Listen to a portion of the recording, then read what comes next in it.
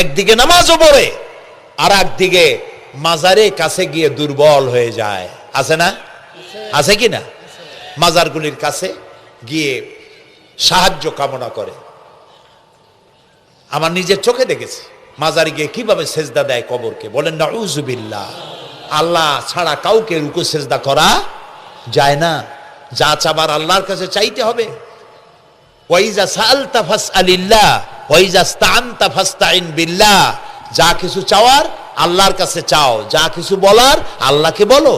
সব কিছু করার মালিক তিনি। সুবহানাল্লাহ বলেন। এই জন্য মাজারের সাথে মুসলমানদের সম্পর্ক হবে না, মুসলমানদের সম্পর্ক হবে মসজিদের সাথে। কিসের সাথে বলেন জোরে? আপনি কোন অসুবিধায় পড়েছেন, মাজলুম হয়েছেন, অত্যাচারিত হয়েছেন, চাকরির সমস্যা হয়েছে, ঘরে খাবার নাই, অসুখ বিসুখ হয়েছে, নানান ধরনের সমস্যায় পড়েছেন, কোনো মাজার নয়, কোনো পীর নয়, মসজিদের ভিতরে চলে যান, উজু করে মসজিদে ঢুকে 2 রাকাত কাজায়ে হাজাতের নামাজ পড়েন। রাসূলুল্লাহর উপরে যখনই বিপদ হতো তিনি নামাজে দাঁড়ায় যেতেন। সুবহানাল্লাহ বলো। আপনি কেন যাবেন একটা কবরের কাছে? আপনার সাহায্য কামনার জন্য কোনো পীর নয়, আপনার সাহায্যের জন্য কোনো কবর নয়। সাহায্য পাওয়ার জন্য কে? আল্লাহ চান আপনার ঈমানটা খালেস হোক। আল্লাহ তাআলা এটা বরদাস্ত করতে পারেন না যে মানুষ কারো কাছে গিয়া আরেকজনের কাছে গিয়ে নথি স্বীকার করুক। আল্লাহ সহ্য করেন না। ইন্না শিরকা লাযুলমুন আযীম। শিরক হচ্ছে মস্ত বড় জুলম, অত্যাচার। আল্লাহ সব থেকে অপছন্দ করেন কোন গুনাহ? বলেন শিরক। আল্লাহ সহ্যই করেন না।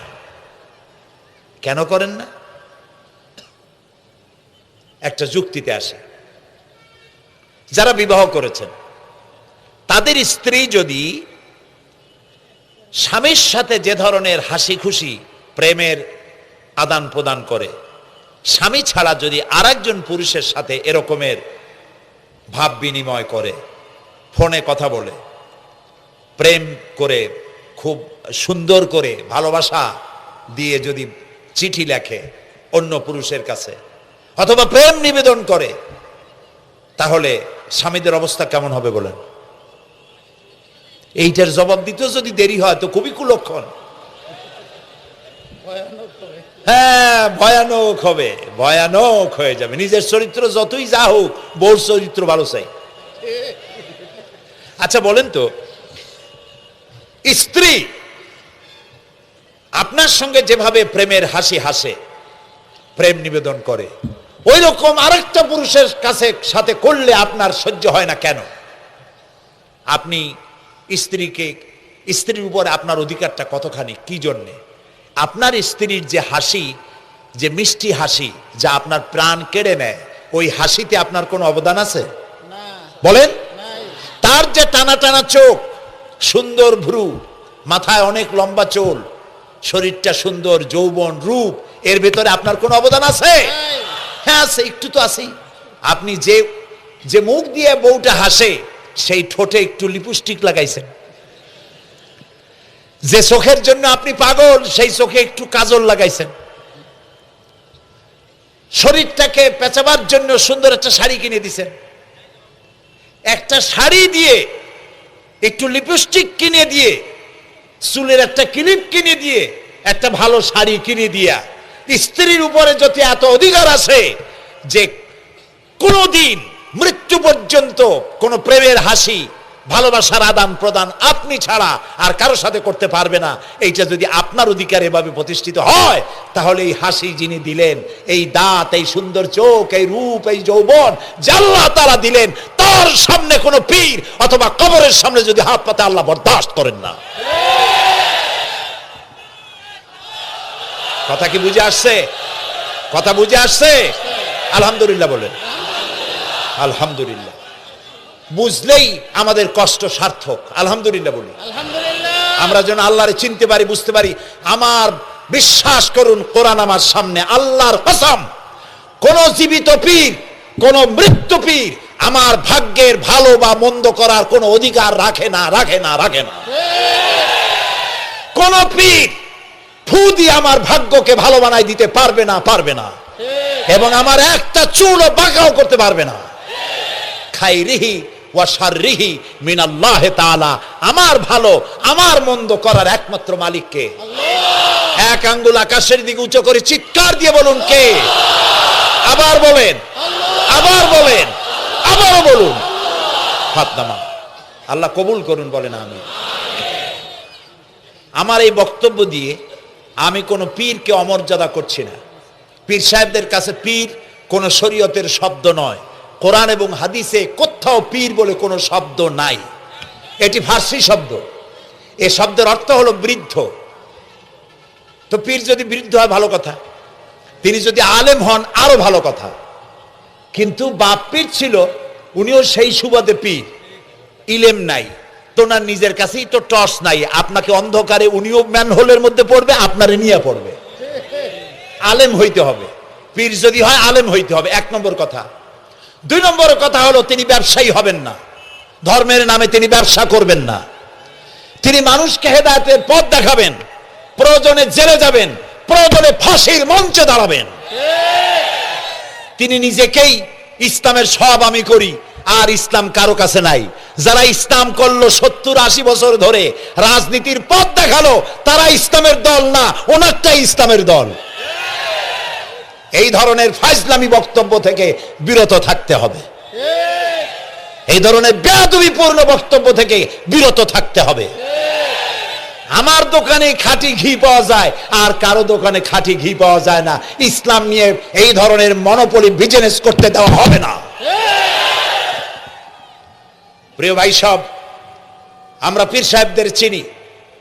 পীর ছিলেন শাহজালাল রহমতুল্লাহ আলাইহি। সুবহানাল্লাহ।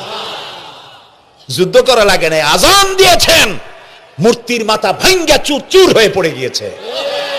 গৌর গোবিন্দ পলায়া কুল পায় নাই। লোকেরা যায় তার মাজারে গিয়ে গজাল মাছ জিয়ারত করে আসে, কিন্তু তরবারিটা দেখে আসে না। দোধারি তরবারি এখনো আছে। সুবহানাল্লাহ বলেন। পীর ছিলেন হযরতে বাহাউদ্দিন নকশবন্দি, মুজাদ্দিদ আল ফিসানি রহমতুল্লাহ আলাইহি, বড় পীর আব্দুল কাদের জিলানী রহমতুল্লাহ আলাইহি, খাজা মঈনুদ্দিন চিশতি রহমতুল্লাহ আলাইহি, শাহজাহান আলী রহমতুল্লাহ আলাইহি। কত ওলিউল্লাহর মাজার দিয়ে আমার দেশ ভরা। আলহামদুলিল্লাহ কর। আলহামদুলিল্লাহ। এরা একদিকে মানুষকে মুরিদ বানায়া মুরিদের টাকা দিয়ে নিজেদের পকেট ভরেন নাই। ওনারা এরকম করতেন না, এইরকম করতেন। আর রাসূলুল্লাহ বলেছেন এই রকমের হাতের মর্যাদা নাই, এই হাতের মর্যাদা। আমি পীর দেখছিলাম, বাইতুল শরীফের পীর হযরত শাহ আব্দুল জব্বার সাহেব, আল্লাহ তাআলা জান্নাতুল ফেরদাউসের মেহমান বানায়নি। এই বাংলাদেশে শত শত মসজিদ, মাদ্রাসার এতিমখানা তৈরি করে গেছেন। সুবহানাল্লাহ। বৃষ্টির মৌসুমে চট্টগ্রামের বাড়ি তার, 14 বছর মাদ্রাসায় ওয়াজিদিয়া চট্টগ্রামে 14 বছর বুখারী শরীফ পড়িয়েছেন। কি মানের আলেম! খালি পীর না, মুরিদরা যত টাকা দিত এই টাকা দিয়ে বড় বড় মাদ্রাসা মসজিদ করেছেন। আর বৃষ্টির সময় সাথী সঙ্গী নিয়ে বস্তি এলাকায় যেতেন, পলিথিন দিয়া ছাওয়া, বাচ্চা আর তার স্বামী নিয়ে কাতরায় এক কোনায় বসে আছে, খাবার নাই, চাউল নাই, অসুস্থ, তাদের চাউল দিয়ে আসতেন, তাদের রান্না করার শাকসবজি দিয়ে আসতেন, ওষুধ দিয়ে আসতেন, হাড়ি পাতিল দিয়ে আসতেন। বন্যা হলে, তুফান হলে টাকা উজাড় করে যা মুরিদরা দিত সবগুলি উজাড় করে মানুষের খেদমত করতেন। সুবহানাল্লাহ। কাজী যারা জামায় অনেকগুলো পকেট সমানে নিতে থাকে আর ভরতে থাকে এইভাবে করে, এই ব্যবসায়ীদেরকে পরিত্যাগ করতে হবে। পীর হচ্ছে ওই সমস্ত লোক যারা নাকি ধর্মের নামে ব্যবসা করে না, বরং আল্লাহর দ্বীনকে প্রতিষ্ঠা করার জন্য কথা বলে। প্রিয় ভাই সব, আমাদের জেহেন সাফ করতে হবে, পরিষ্কার করে বুঝতে হবে আমার ভালো আমার মন্দ কে করতে পারেন? আল্লাহ। সম্রাট শাহজাহান নাম শুনেছেন?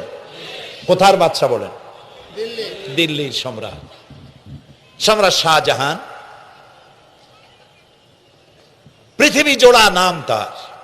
কবি বলছেন, শাহনে জাহাं को जिन्हें फख्र से देते थे बाज, वाज कब्र में है सूरह अलहम्दु की मोहताज। যে শাহজাহানকে কর দিয়া ট্যাক্স দিতে পারলে জনগণ নিজেদেরকে গৌরবান্বিত বলে মনে করত। সেই শাহজাহান কবরে শুয়ে আছে, সূরা ফাতিহার মুহতাজ হয়ে আছে। সুবহানাল্লাহ। যদি কেউ আমার কবরের কাছ থেকে হেঁটে যাইতো আর একটু সূরা ইখলাস পড়ে সবরেসানি করতো, আমি কিছু পাইতাম। আহারে, এই এতিম ফকির হয়ে শুয়ে আছে। এক ফকির দিল্লি ঘুরতেছে, একজন বলছে, ভাই তোমারে তো খয়রাত করে দেখতেছি আমি সেই ছোটবেলা থেকে, খালি তুমি খয়রাত করো। একটা জিনিস আপনারা মনে রাখবেন, গরিব, আজকে যারা গরিব পরিশ্রমের মধ্য দিয়ে কালকে তারা ধনী হতে পারে, কিন্তু যারা ভিক্ষুক, যারা ভিক্ষা করে, জিন্দেগিতে কোনোদিন তারা বড় হতে পারবে না। ভিক্ষা করা যাদের অভ্যাস, জীবনেও বাড়ি করতে পারবে না, জীবনেও ধনী হইতে পারবে না, কিন্তু গরিব ধনী হইতে পারবে। কারণ হলো আল্লাহর কাছে দুইটা বৈধ জিনিস অত্যন্ত ঘৃণিত। কয়টা? একটা হলো তালাক, আর একটা হলো ভিক্ষাবৃত্তি, মানুষের কাছে চাওয়া। আল্লাহ পছন্দ করেন না। তো ভিক্ষুক ঘুরতেছে, একটা লোক বলল, মিয়া তোমার তো সারা জীবনই খরচ করতে দেখি। খরচ করবো না, করবো কি? যার কাছে যাই সে দেয় 4 আনা 2 আনা 1 টাকা, এর বেশি তো দেয় না। তেই দিয়ে আমি কেমনে বড় লোক হবো? কয় যে তুমি বাদশারে চোখে দেখো না, বাদশারে চোখে দেখো না। কয় বাদশার কাছে কি আমার মতো লোক যাইতে পারে নাকি? কল না, যাইতে হবে, যাও। বাদশা একবার যাবা, এমন দেওয়া দেবে জীবনে আর তোমার খরচ করা লাগবে না। পাতি শিয়ালের পিছনে ঘুরে তো লাভ নাই। পাতি শিয়ালে খায় মুরগি, তোমার একটা ঠ্যাং দেবে, দাঁতের খেলালের কাজ হবে না। বাঘের পিছনে ঘোরো, বাঘে খায় গরু আর হরিণ, একটা রান দিলে তুমি 1 সপ্তাহ খাইতে পারবা। কাজে ঘুরতে গিয়েও বোঝা উচিত কার সাথে ঘুরি। তো বলছে বাদশার কাছে যাও। তো বাদশারে পাবো কই? কই তো দেখলাম কেবল মসজিদে ঢুকলো। তারপরে ফকির গিয়ে দাঁড়ায় আছে বারান্দায়, দেখে যে উনি বাদশা ভেতরে বসে হাত তুলে আছে ভাবে, আর চোখ দিয়ে পানি পড়ে দাড়ি ভিজে ভিজে পড়তেছে। নামাজ শেষ করে, মোনাজাত শেষ করে বাদশা বেরিয়েছেন। কোন বাদশা? শাহজাহান। বাইরে আসার পর ফকির বলল, আসসালামু আলাইকুম বলে ফকির রওনা করছে। বাদশা বলে, দাঁড়াও, তুমি যে রওনা করলা, তোমার তো ভিক্ষুক মনে হয়, আর লোকেরা যারা ভিক্ষুক না তারাও তো আমার কাছে চায়, আর তুমি তো ভিক্ষুক, চাইলে না কেন কিছু? ভিক্ষুক বলে, জাহাবানা, আমি কিছু চাইতে এসেছিলাম আপনার কাছে, কিন্তু আপনার করুণ অবস্থা দেখে আমার জ্ঞানের চোখ খুলে গিয়েছে। আমি দেখতে পেলাম আমি যার কাছে চাইতে এসেছি, আমি তো কান্দি না, হাতও পাতি নাই। যার কাছে চাইতে আসতাম দিল্লির সম্রাট, আবার কোন সম্রাটের কাছে হাত পেতে ভিক্ষুকের মতো কি জানি চায়, আর চোখ দিয়া পানি পড়ে দাড়ি ভিজে ভিজে পড়ছে। আমার জ্ঞানের চোখ খুলে গেছে, দুনিয়ার বাদশার কাছে আর চাইবো না। বাদশা কান্দে যে বাদশার কাছে, তার কাছেই চাইবো। প্রিয় ভাই সব, এই জন্যে জিহ্ন সাফ করে ফেলুন। দুনিয়ার কোনো মানুষের জন্য, মানুষের কাছে নয়, কোনো কবরে নয়, কোনো কারো কাছে নয়, আল্লাহ তাআলার কাছেই আমরা নামাজের মধ্যে ঘোষণা করেছি, ইয়াকা না'বুদু ওয়া ইয়াকা নাস্তাঈন। আল্লাহ তাআলা, তোমার একমাত্র ইবাদত করি, তোমার কাছেই সাহায্য চাই। কাজী সাহায্য আল্লাহর কাছে। কার কাছে চাইবো বলেন? আল্লাহ আমাদের ঈমান পোক্ত করে দিন। আমরা বলি আমিন, আমরা বলি আমিন। অসুখ বিসুখ হইলে পরে ধৈর্য ধরবেন।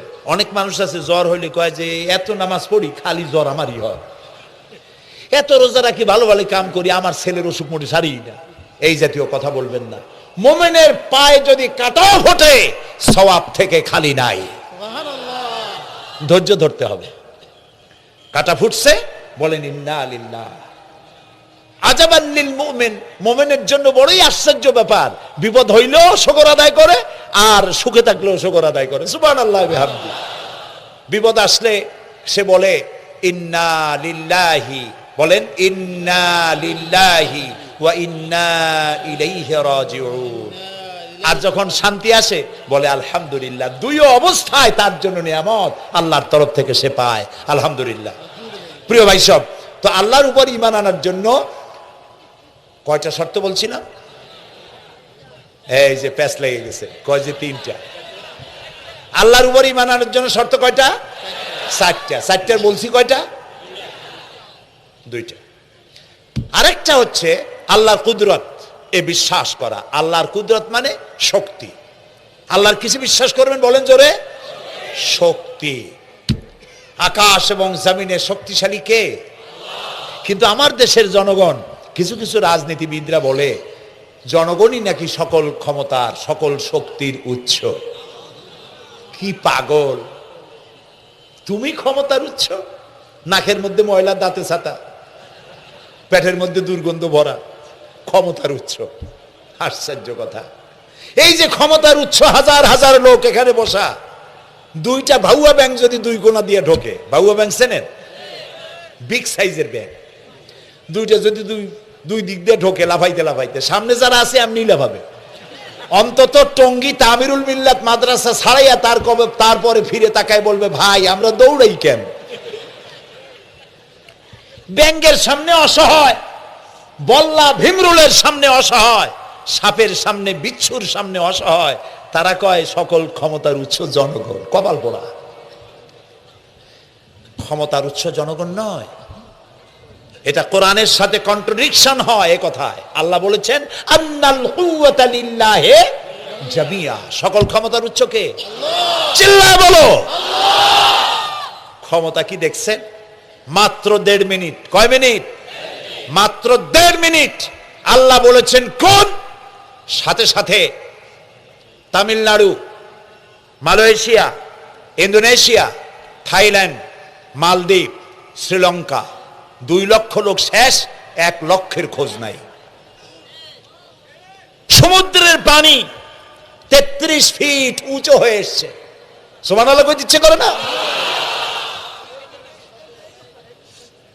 বিজ্ঞানীরা বলেছেন ভারত মহাসাগরের তলদেশে ফাটল ধরেছে, ওর কয়েক কিলোমিটার নিচে ভূমিকম্পের উৎপত্তি হয়েছে। ভারত মহাসাগরের পানি 3 হাত না 4 হাত? কত কিলোমিটার আল্লাহই জানে। এই কয়েক কিলোমিটার নিচে যে মাটি, সেই মাটিরও কয়েক কিলোমিটার নিচে ভূমিকম্পের উৎপত্তি। এখান থেকে ভূমির কম্পন হয়েছে, সেই ভূমিকম্পে সমস্ত মহাসাগরের মধ্যে, ভারত মহাসাগরের মধ্যে জলকম্পন শুরু হয়েছে। পানির কম্পন, মাটির কম্পন একসাথে। 33 ফিট উঁচা, মানে 4 তলা বিল্ডিং এর মতো উঁচু হয়ে আসছে পানি। 4 তলা পরিমাণ উঁচু হয়ে পানি চলে আসছে। বাড়ি গাড়ি সব কিছু খড় কুটার ন্যায় সব উড়িয়ে দিয়েছে। এগুলোরে কপাল পোড়া নাস্তিক যেগুলি, তারা বলে প্রাকৃতিক দুর্যোগ। ওর বাপের মাথা। আচ্ছা, প্রাকৃতিক দুর্যোগ, প্রকৃতি কি? কোন জন্তুর নাম? প্রকৃতি কোন জন্তু জানোয়ারের নাম? প্রকৃতি নিজে চলে না কেউ তাকে চালায়? কে চালায়? কপাল পোড়ারা তা বোঝে না। বিশ্ববিদ্যালয়ের শিক্ষক হয়েছে তো, আল্লাহ দিয়ে আসি কোথায়? তবে সব খারাপ না, ভালো আছে আলহামদুলিল্লাহ। কিছু আছে কপাল পোড়া। বিশেষ করে শান্তিনিকেতনে যারা পড়াশোনা করে আসে, সাহিত্য চর্চা করে, এই সাহিত্য চর্চা করতে করতে এক পর্যায়ে কপাল পুড়ে যায়। আল্লাহরে চিনতে পারে না। সব চেনে, আল্লাহরে চেনে না। আল্লাহ এখন চিনাইতেছে ভালো করিয়া। প্রিয় ভাই সব, কওমে আদ, কওমে সামুদ, এগুলিকে আল্লাহ তারা ধ্বংস করেছেন। কিয়ামতের আগে এই যে 7টা আকাশ, এই আকাশ সম্পর্কে অবিশ্বাসীরা তারা বলেছে আকাশ বলতে কিছুই নাই, এটা নাকি অনেক দূরে, তাই নীলা নীলে দেখা যায়। কি কপাল পোড়া চিন্তা করেন, নীলা নীলা দেখা যায়। এই আকাশ মহাশূন্য। এই আকাশগুলিকে, আকাশ কয়টা? কয়টা স্তর? 7টা। এগুলি কাতাইয়ে সিজিল্লিল কুতুব। কোরআনে কারিমে আল্লাহ তাআলা বলেছেন কিতাবের পৃষ্ঠার মতো কিয়ামতের আগে একটার পর একটা ঠাস ঠাস করে পড়বে, ভেঙে চুরে চুরমার হয়ে যাবে। ওয়াইদাল বিহারু ফুজ্জিরাত, আল্লাহ তাআলা বলছেন ইদাস সামাউ ফাতারাত ওয়াইদাল কাওয়াকিবু ইনতাসারাত ওয়াইদাল বিহারু ফুজ্জিরাত। আকাশের তারকাসমূহ বিক্ষিপ্ত হয়ে পড়বে। অসংখ্য তারকারাজি, বিশাল বিশাল তারকা বিক্ষিপ্ত হয়ে পড়বে। চন্দ্র সূর্য একটার সাথে আরেকটা ধাক্কা লেগে চাঁদ আর সূর্য আলো হারিয়ে ফেলবে, একাকার হয়ে যাবে। পাহাড়গুলো উঁচু করে আল্লাহ তাআলা জমিনের উপরে আছাড় মারবেন, কালিহিনিল মানফুস, তুলার মতো উড়ে চলে যাবে। সুবহানাল্লাহ বলবা না? কত বড় শক্তি আল্লাহ পাকের।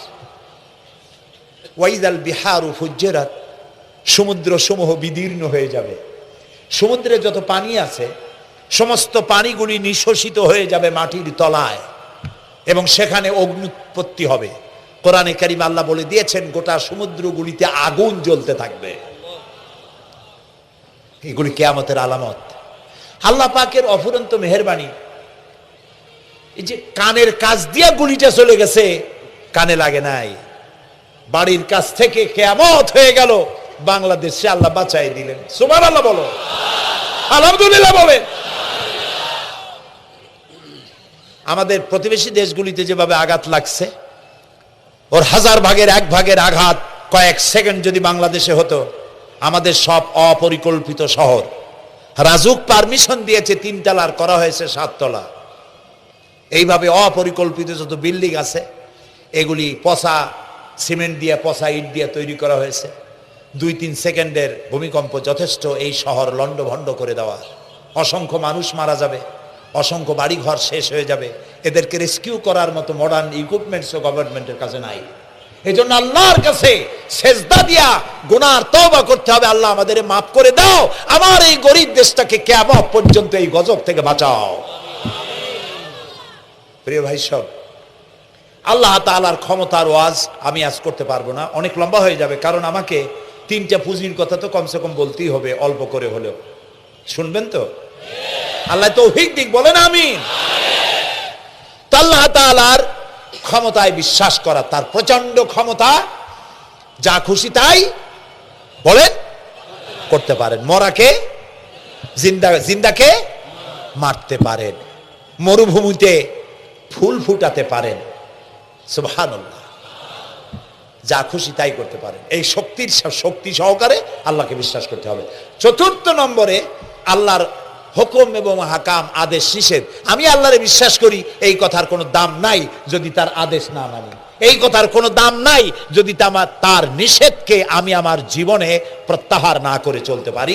মুসলমান বলে দাবি করার কোনো মূল্য নেই।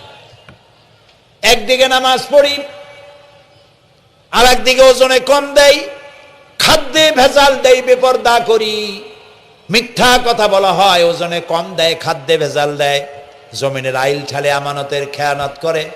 আল্লাহর হুকুম মানা হলো না, রসুলের আদেশ মানা হলো না।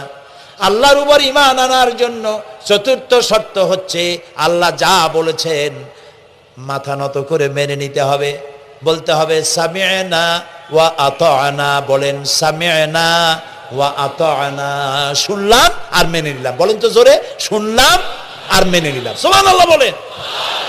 মুমিনেরা এই প্রশ্নই করবে না মদ হারাম কেন, মুমিনেরা এই প্রশ্নই করবে না জুয়া হারাম কেন, মুমিনেরা এই প্রশ্নই করবে না জেনা হারাম কেন। একটাই জবাব, মদ হারাম কেন? আল্লাহ হারাম করেছেন তাই হারাম।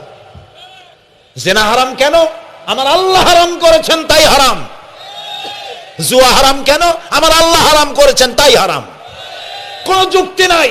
যুক্তির, আল্লাহর নিষিদ্ধ জিনিসে যুক্তি তালাশ করে কেবলমাত্র শয়তান। আল্লাহর আদেশ নিষেধে যুক্তি তালাশ করে কে? শয়তান। মুমিনের কাজ হলো সামি'না, বলেন, ওয়া আতা'না, শুনলাম আর মানলাম, বাস, শেষ কথা, খালাস। এই গেল 4টি শর্ত পুরো হয়ে গেল। এই 4টি শর্ত যদি পূরণ করতে পারি তাহলে আল্লাহরে বিশ্বাস করছি এটা প্রমাণিত হবে, এটা জাস্টিফাই হবে, এটা সত্যতা প্রমাণ হবে যদি আল্লাহর হুকুম মতো। 1 নম্বরে হলো, আমি আবার কথাটা প্যাকেট করে দিই যাতে করে আপনারা বাড়ি নিয়ে যাইতে পারেন। আল্লাহর উপরে ঈমান এনেছি, এই কথাটাকে কমপ্লিট করার জন্য শর্ত কয়টা? 4টা। 1 নম্বরে আল্লাহর অস্তিত্বে বিশ্বাস, বলেন আল্লাহর অস্তিত্বে বিশ্বাস। 2 নম্বরে আল্লাহর গুণাবলীতে বিশ্বাস। 3 নম্বরে আল্লাহর ক্ষমতায় বিশ্বাস। 4 নম্বরে আল্লাহর আদেশ এবং নিষেধে বিশ্বাস, মান্য করে চলা। আল্লাহ যেন এই তৌফিক আমাদের দেয়, বলেন আমিন। আল্লাহ রাব্বুল আলামিন দুনিয়ায় শান্তি, আখিরাতে জাহান্নাম থেকে মুক্তি দেওয়ার জন্য আল্লাহ পাক আমাদেরকে একটা ব্যবসার কথা বলেছেন, ওই ব্যবসায় পুঁজি কয়টা বলেন? 3টা পুঁজি। বলছি কয়টা? দেখেন যে কেমনি প্যাঁচ লাগে। বলছি মাত্র একটা, সে একটা ডাল বার করছি 4টা। এবার আসেন মূল পয়েন্টে। এবার দ্বিতীয় পয়েন্ট, রসুলের প্রতি ঈমান। আমরা তো রসুলের প্রতি ঈমান আনছি কিনা বলেন? রসুলের প্রতি ঈমান এনেছি। আমাদের এই ঈমান যথেষ্ট নয়, কারণ আমাদের ঈমান হলো রবিউল আউয়াল মাসে ঈমান তাজা হয়, ঠিক না? ঠিক না? রবিউল আউয়াল মাস যখন আসি, ব্যানার টানাই, শামিয়ানা টানাই, রাস্তাগুলিতে ফ্ল্যাগ লাগাই আর আলোকসজ্জা করি। মন্ত্রীরা আসেন, নেতারা আসেন, সিরাতুন নবী মাহফিলে দাঁড়ায় বলেন নবীর আদর্শ অনুসরণ করা ছাড়া উপায় নাই। অথচ ওনার পা থেকে শুরু করে মাথা পর্যন্ত নবীর আদর্শ নাই। আবার এই নেতা রামকৃষ্ণ মিশনে, রামকৃষ্ণ পরমহংসদেব তার মঞ্চে গিয়ে বলেন রামকৃষ্ণের নীতির ছাড়া বিকল্প কিছুই নেই। আবার গৌতম বুদ্ধের জন্মবার্ষিকী উদযাপনের জন্য সেখানে গিয়ে বলেন গৌতম বুদ্ধের অহিংস নীতি অনুসরণ করা ছাড়া জাতির যোগীনাথ হওয়ার আর কোনো পথ নাই। যেখানে যায় সেই জায়গার গুলি ধরে। রবিউল আউয়াল মাস আসতে পারে, আলোকসজ্জা করে ইয়া নবী সালামু আলাইকা, ইয়া রাসূল সালামু আলাইকা। এরপরে গরম গরম জিলাপি রাসূলুল্লাহকে বুঝায় দেওয়া হলো, হে রাসূল আপনি তাকিয়ে দেখেন কত মহব্বত আপনারে করি, আপনার মহব্বতের জন্য আমাদের শহরের কোনো মিষ্টির দোকানে আর মিষ্টি নাই, সব আমরা খাইয়া শেষ করছি।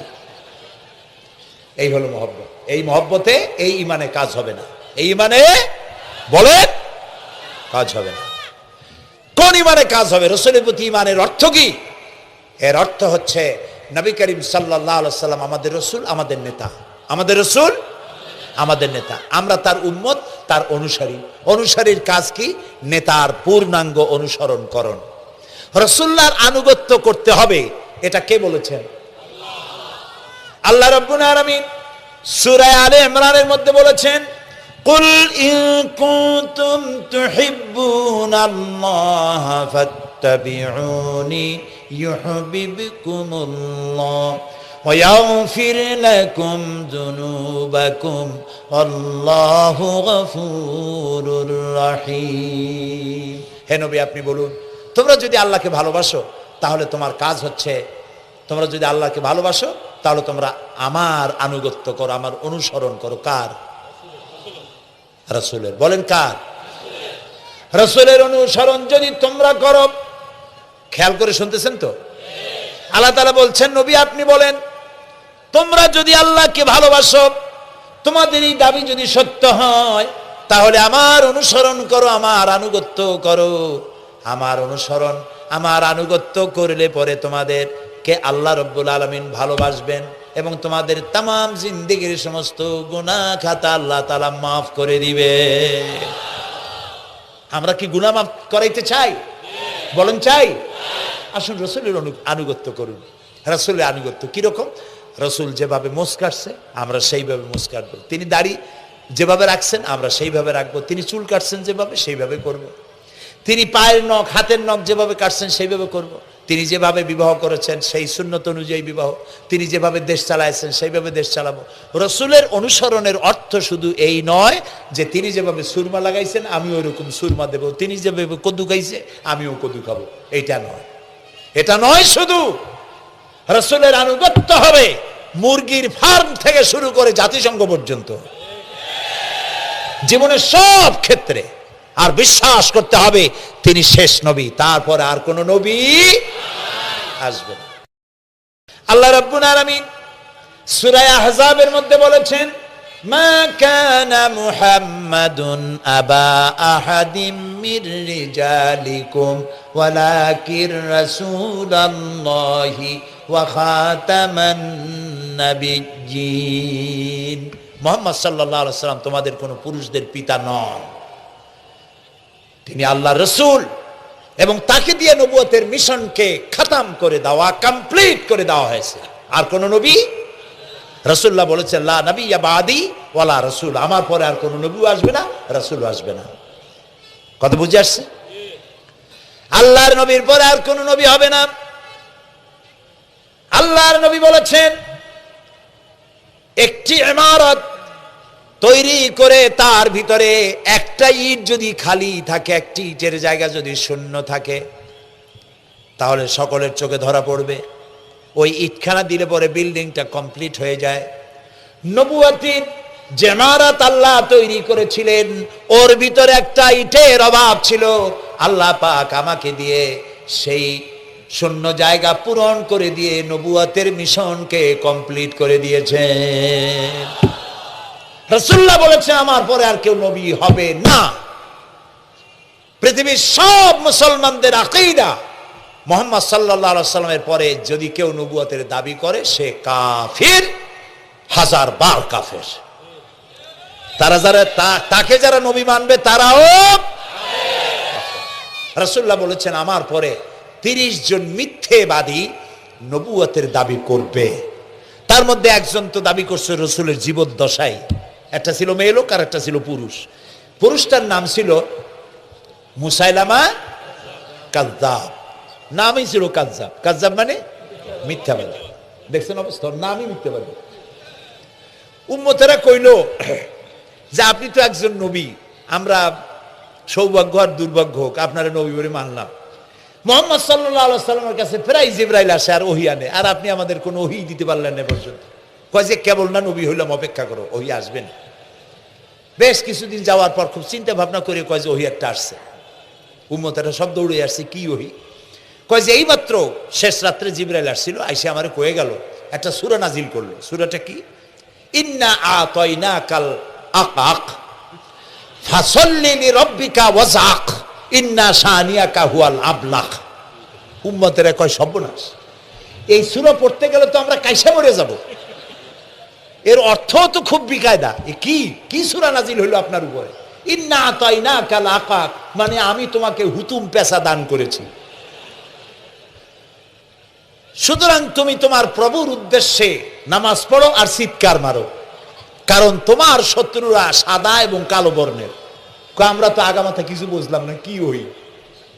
আচ্ছা ঠিক আছে, পয়গম্বর মুহাম্মদ সাল্লাল্লাহু আলাইহি সাল্লামকে তার উম্মতেরা নিয়ে যায় তাদের বাগানে, মাঝে মধ্যে নিয়ে যায়। নিলে পরে যে কুয়ায় পানি থাকে না, শূন্য কুয়া পানিতে ভরে যায়। যে গাছতলা দিয়ে তিনি হেঁটে যান, যে খেজুর গাছে খেজুর নাই, সেই গাছতলা দিয়ে রাসূল হেঁটে গেলেন, গাছে ফল ধরে যায়। আপনি তো এরকম কিছু দেখাইতে পারেন না। তোমরা তো আমার নেও না, চলো না যাই।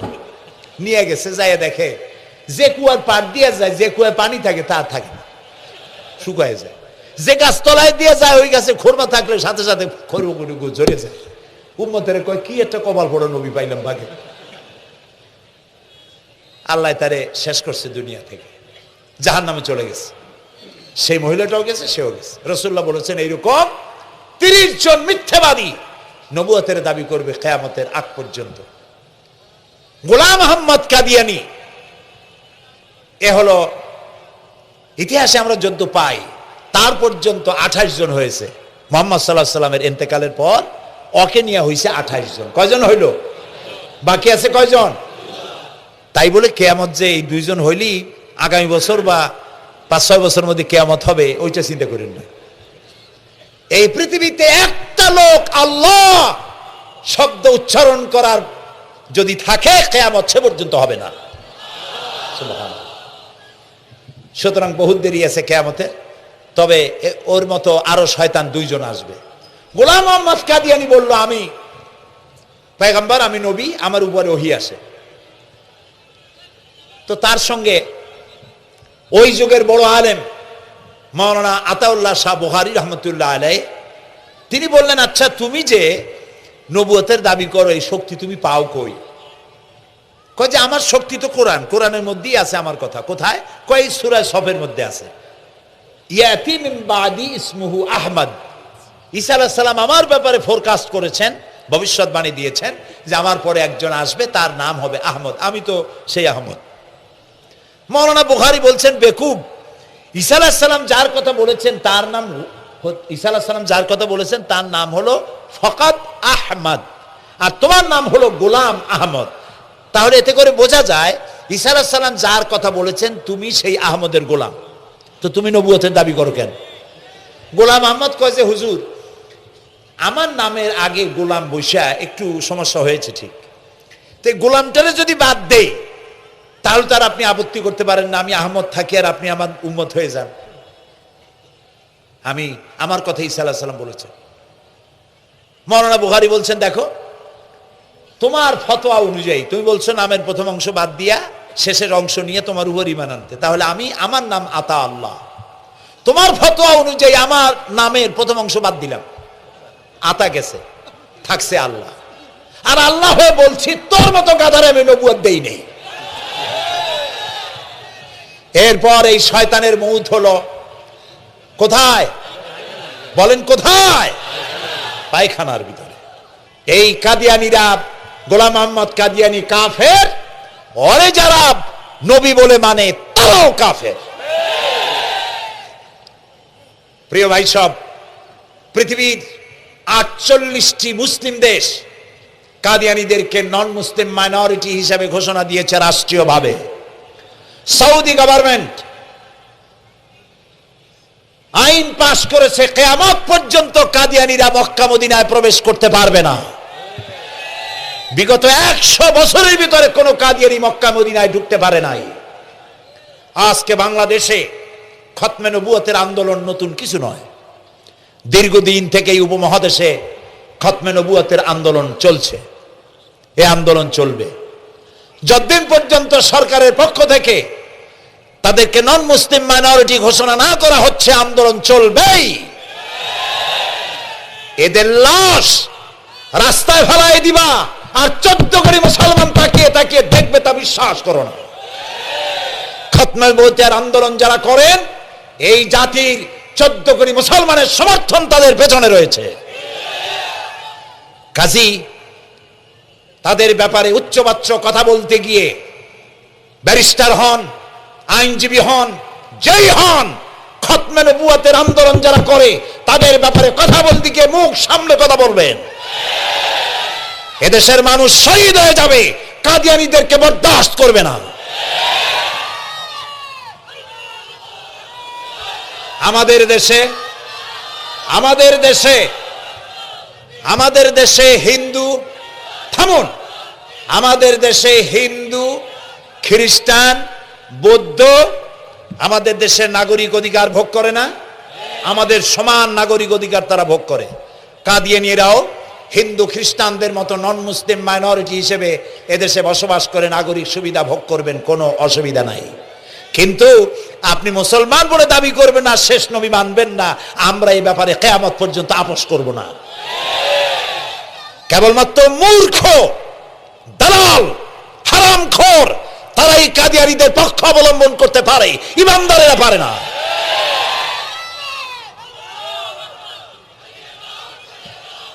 কাদিয়ানীরা যে সব মসজিদ তৈরি করে, এগুলি মসজিদ নয়, এগুলি উপাসনালয়।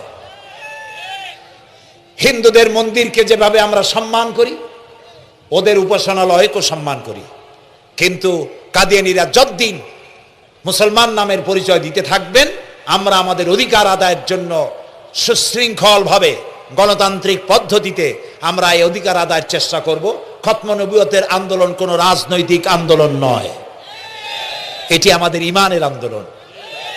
যারা আন্দোলন করতেছেন তারা আমাদের ফরজে কিফায়ার দায়িত্ব পালন করছেন। প্রিয় ভাই সব, রাসূলের প্রতি ঈমান আনতে হলে এরকম ঈমান আনতে হবে, তারপরে আর কোনো নবী আসবে না। তারপরে কথা হলো তাকে অনুসরণ করতে হবে পায়ের নখকাটা থেকে শুরু করে মাথার চুল পর্যন্ত, জীবনের সব ক্ষেত্রে রাসূলের অনুসরণ করতে হবে। তিনি সেনাপতি ছিলেন, শ্রমিক ছিলেন, পিতা ছিলেন, নানা ছিলেন, স্বামী ছিলেন, ঠিক না? তিনি রাষ্ট্রপ্রধানও ছিলেন। আজকে যারা ধর্ম আর রাজনীতি আলাদা করেন তারা মুনাফিক, মুসলমান নয়। তারা কি? মুনাফিক। এই জন্য আমাদেরকে মনে রাখতে হবে নবী করিম সাল্লাল্লাহু আলাইহি সাল্লাম রাষ্ট্র পরিচালনা করেছেন। যারা ধর্ম আর রাজনীতি আলাদা করে তারা মুসলমান হিসাবে আল্লাহর কাছে পরিচিত হতে পারবেন না। প্রিয় ভাই সব, নবীজি মক্কা থেকে মদিনা এলেন। মদিনা এসে রাষ্ট্রপ্রধানের দায়িত্ব পালন করলেন। আজ তিনি রাষ্ট্রপ্রধান। কোরআন হলো সংবিধান, কোরআনের আইন চালু করে দিলেন। চুরি বন্ধ হলো, ডাকাতি বন্ধ হলো, জেনা ব্যভিচার বন্ধ হয়ে গেল। মানুষ দরজা খুলে ঘুমাবার সুযোগ পেল।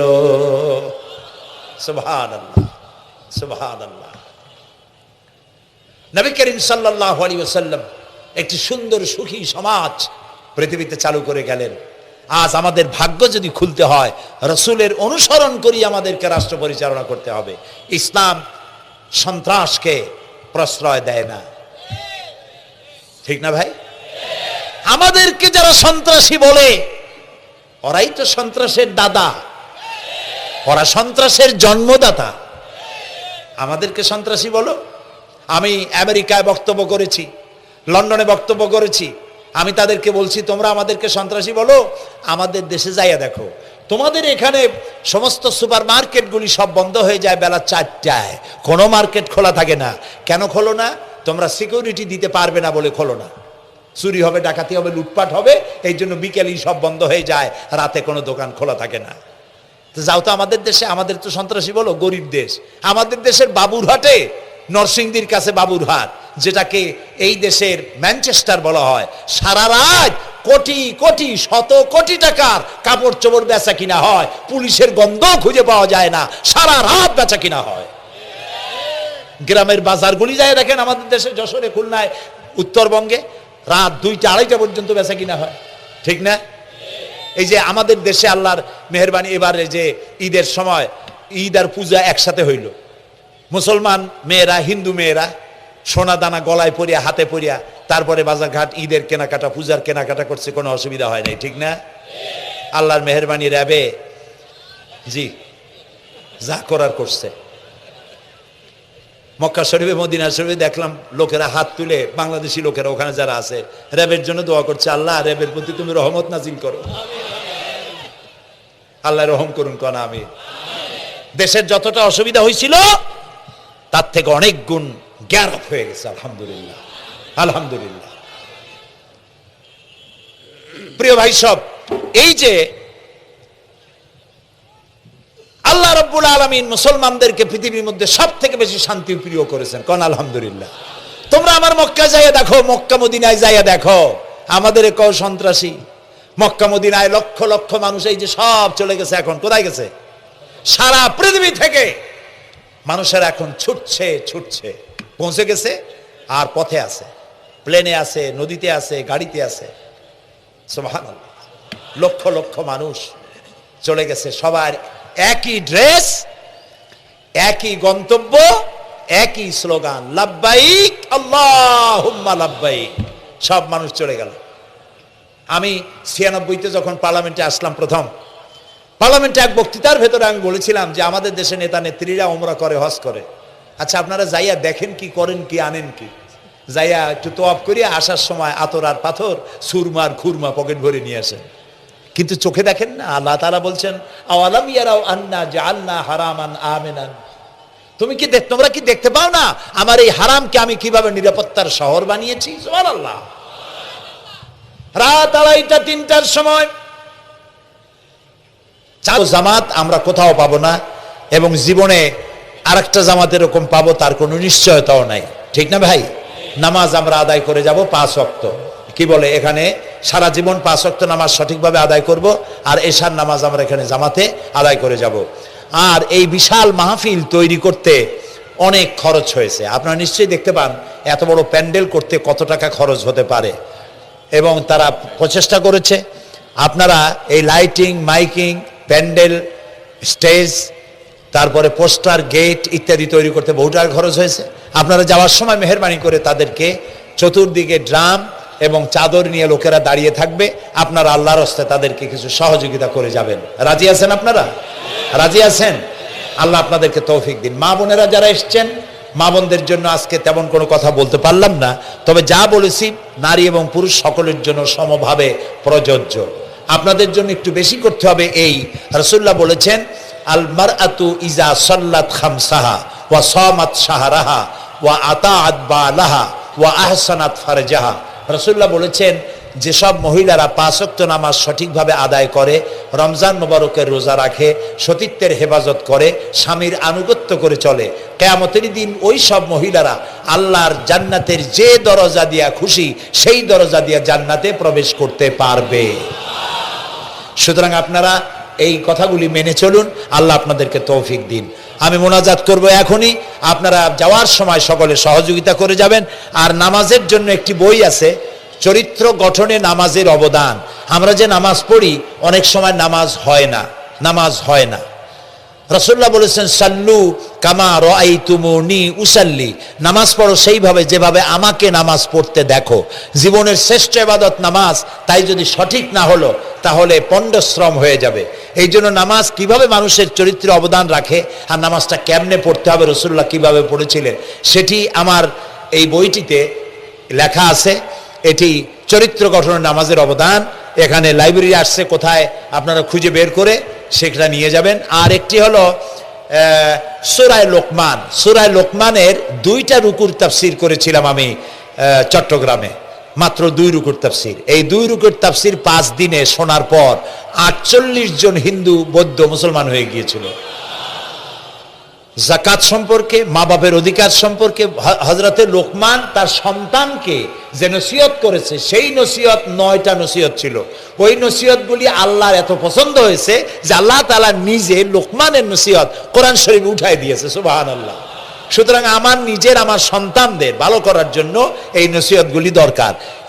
এটির নাম যারা ক্যাসেট থেকে উদ্ধার করেছে, নাম হলো তাফসিরে সাঈদী লোকমান, সূরায়ে লোকমান। এ পর্যন্ত 4টা তাফসির বেরিয়েছে তাফসিরে সাঈদী নামে, যেগুলি আমি তাফসির করেছি চট্টগ্রামে। সেগুলি এসব বই ওখানে পাওয়া যাবে। এই বইগুলি আপনারা লাইব্রেরি থেকে, এখানে মোবাইল লাইব্রেরি এসছে ঢাকা শহর থেকে, সন্ধান করে আপনারা নিয়ে যাবেন। আল্লাহ তাআলা আপনাদেরকে তৌফিক দান করুন। যাওয়ার সময় মাহফিলকে সাহায্য করে যাবেন। আর নামাজে, ওয়ালাইকুম ওয়া রাহমাতুল্লাহ।